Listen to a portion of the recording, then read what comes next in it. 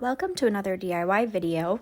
This one is on ornaments that I found inspiration from off of the Anthropologie website and others like it.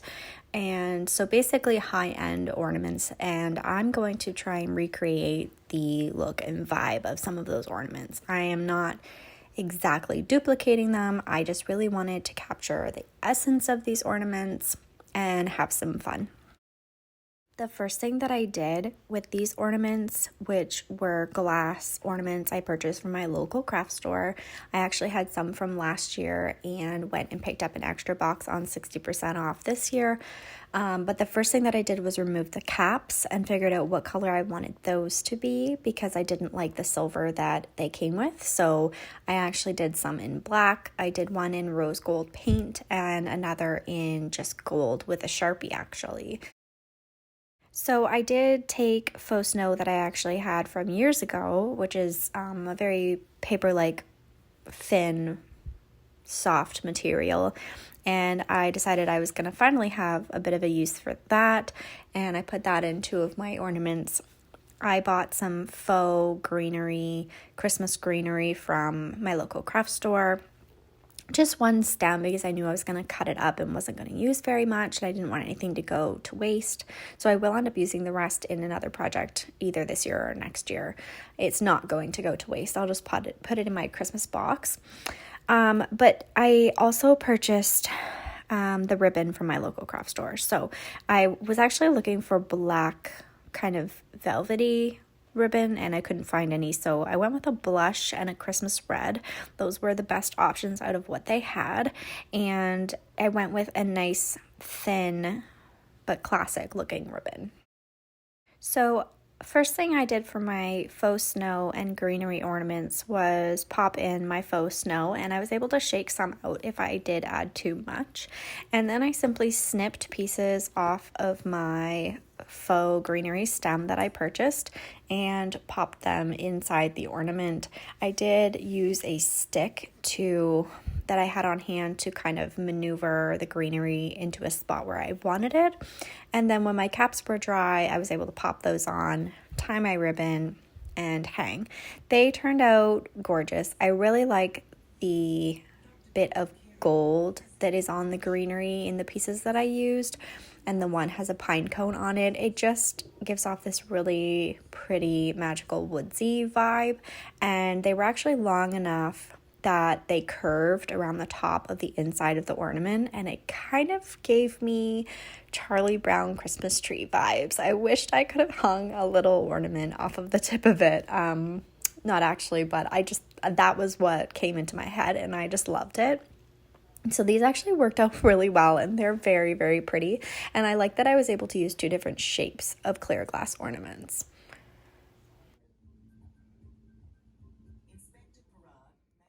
The next style that I tried was the boho ornament. And for this, I just took kind of a winterized pampas grass stem that I got from Walmart actually. It was about $3 and I loved the look of it. Didn't know what I was going to use it for. It's been sitting around my house. So I actually just snipped some pieces off of that, popped them into the glass ornament, put on the rose gold cap, and tied a ribbon. And I love how feminine and classy this boho ornament turned out. I feel like you could totally hang these all over your tree. It would just look so beautiful. And it's not too boho, it's still really classy looking. The next thing that I tried was the preserved florals. Now, I had tried this a year ago when I made some ornaments for a family member and used actually florals from their wedding that I was in, and I thought it would be a fun keepsake to pop them inside ornaments. I had not seen at that time these ornaments on Anthropologie's website or anything along those lines. It just was an idea that I had. So I decided to try that again with some baby's breath that I have had dried from a wedding I was in years ago. And I took some of that baby's breath and cut it into smaller pieces and popped it inside the ornament. Now, I've seen that people take fresh florals and put it inside the ornament, and then as time goes on, they dry, and that would be definitely an easier way to do it, but it's not necessarily a timely way to do it. Only thing I would say is that when you're using already dried florals, obviously it's extremely difficult to get them into such a small hole at the top of your ornament, so they can crack and they can crumble. So just keep that in mind depending on what type of floral you're actually going to put in the ornament. The baby's breath was flexible enough and small enough that it slips right through, and I didn't have to worry too much about it. So I also decided to try putting foliage or green plants in an ornament rather than florals, but I'm going to keep it under the preserved florals section. So I did this two ways. I actually did one with faux plants and then one with a live plant that I snipped a cutting from. So the first one was just a stem of faux foliage that I had laying around, and I decided to snip some of that and pop it into a round ornament. And I actually really love how this turned out, especially considering that it is a fake plant. It looks so classy and just boho and very plant mom-esque in this ornament, and I would definitely make these and give them to people in a little basket with other ornaments and maybe a live plant and some pine cones. Such a nice Christmas gift. And then there's the live plant cutting. So I actually have a really healthy string of hearts in my bathroom on my main floor, and I have had to continuously cut back these strands from this string of hearts several times now, and they just keep growing back. They really like the diffused light, so I decided just to take another cutting from that plant and pop it into one of my ornaments to see how that would look.